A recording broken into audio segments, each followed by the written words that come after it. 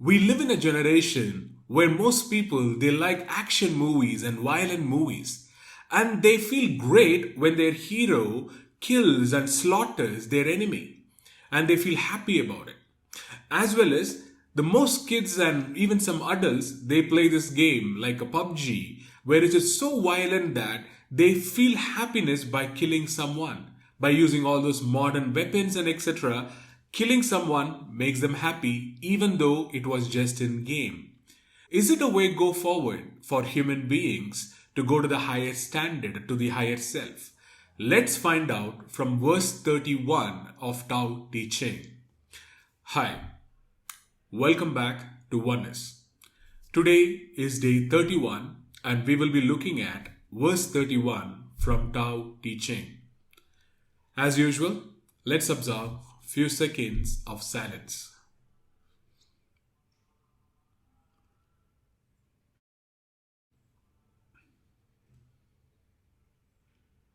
Thank you. So now let's look at verse 31 from Taoteching. Good weapons are instruments of fear. All creatures hate them. Therefore, followers of Tao never use them. So here, when we are talking about good weapons, the weapons obviously the high-end weapons like nuclear weapon and bio weapon, and there are other forms of weapons as well. For an example, we can talk about using our words as a weapon to hurt someone, or some kind of a gesture or our action with an intention to hurt someone. Those are also considered as weapons. Anything that we use in an intention to hurt someone is called weapon.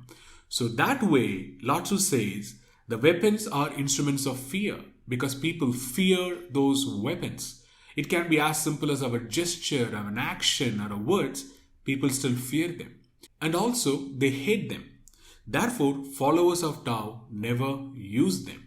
So the one who follows and the one who wants to be one with the nature, they don't use such a weapons.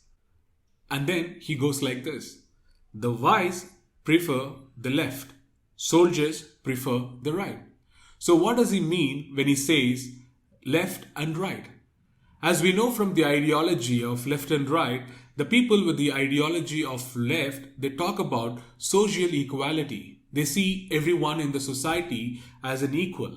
Whereas the people who are in the ideology of right, they talk about capitalism, being one is superior over the other, and it talks about the private properties and more capital gain and etc. And that's what he says. The wise prefers social equality, whereas the soldier prefers the right. The soldiers who fight to protect the capital of people who are wealthy. And then he goes about, weapons are instruments of fear and they are not tools of the wise. Again, he reinstates that the weapons create fear, so that the wise don't prefer them. And then they use them only when there is no choice. Peace and quiet are dear to their hearts, and the victory no cause for rejoicing. So the wise people, the people who follow the Tao, they just use the weapon only when the situation arises that they don't have any other choice apart from using some form of a weapon. But then they don't rejoice and feel proud and boast about their victory, whereas they feel sad and be humble. And then he goes like, if you rejoice in victory, then you delight in killing. If you delight in killing, you cannot fulfill yourself. So in these words, Laotzu means is this. If someone is rejoicing the victory, all he means is he feels happy about killing someone. If he feels happy about killing someone, then he cannot fill himself. There is always going to be a space of restlessness and anger and unfulfillment within him. There cannot be a peace. And we can see this in soldiers. The soldiers who actually return from the war, they go through something called PTSD, post-traumatic stress disorder. That is, they completely feel stressed and they need psychiatrists and psychologists to help them to cope up with them. So that is kind of a stressful situation they go through while they are in war. And for all this matters is, we should understand that it is not their choice. Actually, the choice was made by the ruler of the country, or the government of the country, or the president of the country. And then the soldiers, though they don't have a personal enmity or some kind of a anger with the other soldier from the different country, still they have to and they force themselves to kill. And that is the saddest part that I feel sympathize with. And then Laotzu goes like, on happy occasions, precedence is given to the left, on sad occasion to the right. In army, the general stands on the left and the commander-in-chief on the right. So here again he talks about right and left. And he says, the commander-in-chief is in the right. That is because he is the commander-in-chief. He is one who going to give a command to go for a war and kill someone, where the army chief who heads the army stands on the left. Likewise, on happy occasions, the precedence is given to the left. On the sad occasion, the precedence is given to the right. That's what he means. This means that war is conducted like a funeral. Such a strong word.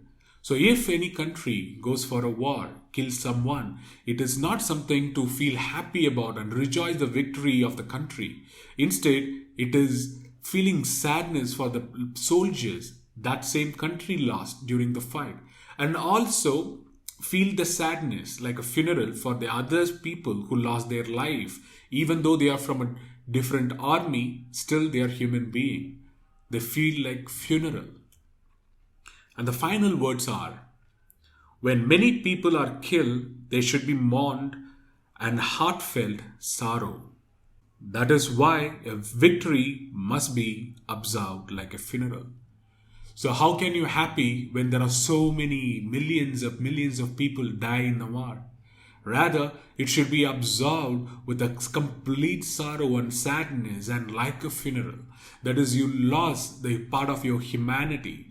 We lost few populations of human beings and other beings. So it is treated as a funeral. So with that, we come to the end of verse 31. So, if any country or a government, it take a pride in having the nuclear weapon to show their power, advancement in technology and etc., then they are in a wrong path.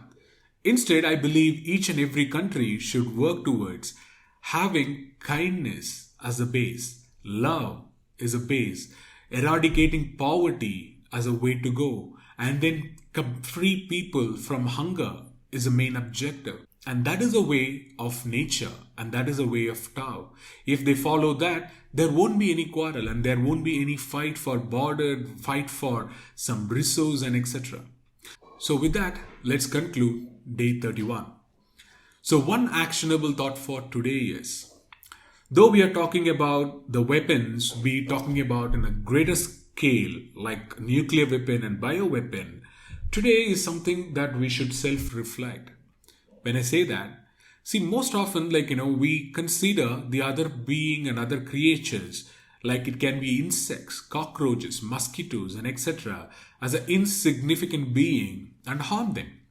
Of course, we blame that, so they spread disease and etc., and then it is also irritating.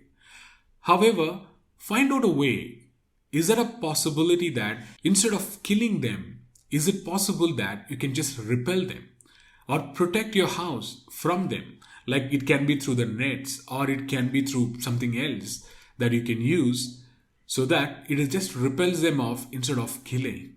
And that way, when you seek yourself and start staying away from killing, and instead you stay with the way of repelling things, even some things that you don't like, you can be one with Tao. And the final point is, if you see yourself that you are indulging too much in the movies, or some kind of a series which is completely violent and killing, try to minimize it.